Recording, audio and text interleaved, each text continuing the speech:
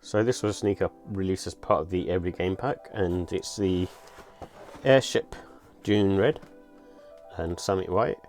And in all honesty, when I bought these, they only had these sizes in stock and the blue version sort of ran out, so I ended up basically picking up the red ones.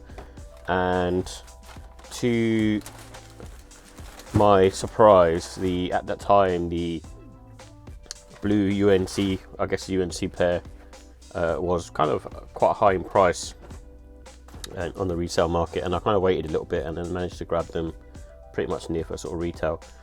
And this one, I bought it, and when you see pictures of this online, I thought, okay, it's going to be, quite nice on foot and quite, like a red colorway, which is sort of classic to the Jordan line, and being white.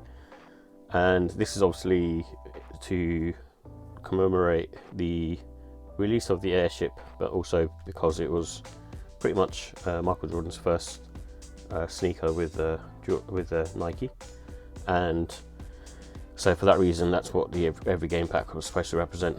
And I actually really like the embroidery on the back here. And the trainer itself, I think when I saw it online, it looked more white and on pale.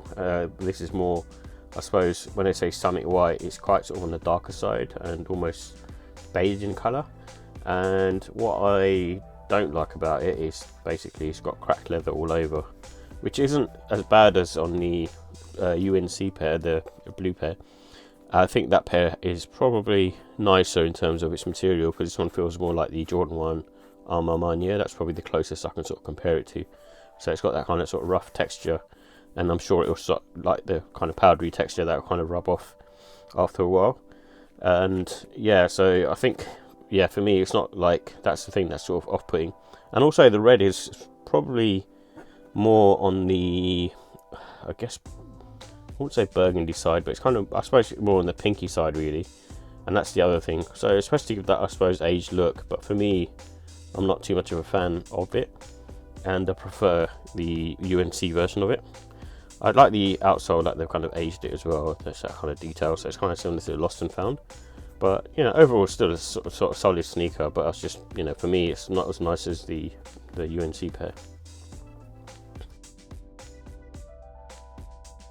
So here's the details for the Air Jordan Airship PESP Every Game Dune Red. It comes in a Summit White and Dune Red colorway, and these have a polyurethane cupsole with an airbag unit in the heel, and it's made up of all leather and suede materials, and the price was £140. So with the comfort and sizing, these are much like a Jordan 1, so they're on the medium to firm side, and for that reason, because of the flat sole and being on the sort of harsher side, it can get sort of fatiguing after a while. The only support you get is mainly from the insole and the airbag unit on the heel. And I think the wearing time for this particular pair is probably around sort of 6 to 12 hours in my opinion, because it feels sort of, the leather quality, even though it's sort of a cracked leather, it feels sort of quite better than usual. So I think it will just take a bit longer to sort of wear in. And I would recommend going up a half a size just for wide footers in general. And I think to my sort of knowledge really, I think this compared to a Jordan 1, these feel slightly on the tighter side in my opinion. And because they use the same as a Jordan 1, they really have a great grip, and it's a sort of radial pattern on the forefoot. So with the look and style, I like the classic look of an Airship. It's a cool piece of history, and obviously very much of the 80s era.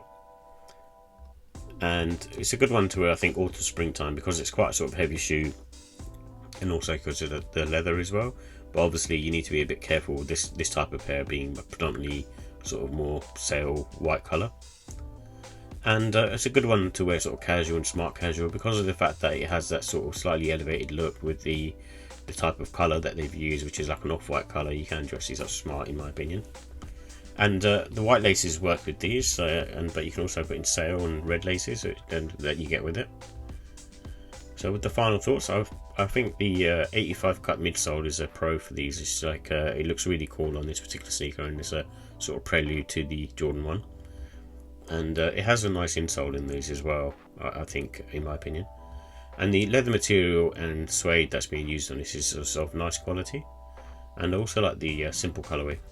So in terms of cons, I think it's the cracked leather. This one seems to be more pronounced than the blue version, the UNC version, and for that reason I'm not too much of a fan of the cracked leather. It's quite harsh on this particular model. And maybe the Summit White colour just looks a bit too on the sort of aged, almost going towards sort of yellow beige side, which is not a thing that works well with the Dune red colourway in my opinion. So with the ratings, I give the look and style a 4 out of 5. It's mainly the cracked leather that's putting me off in my opinion, and I think if the cracked leather wasn't there, I think the Summit White would look a bit more muted. And the comfort, I'll give that a 4 as well. It's better than a sort of standard Jordan 1 in my opinion, and because of the insole really, but apart from that it's pretty much the same. And the quality, I give that a 4 as well. It's using nice materials, but like I say, it's just mainly the cracked leather that's putting me off.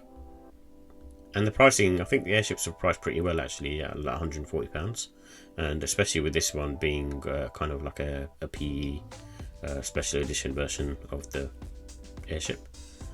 And that's why I give this one 4 out of 5. I think the UNC version is better, and I also like the neutral grey version better as well.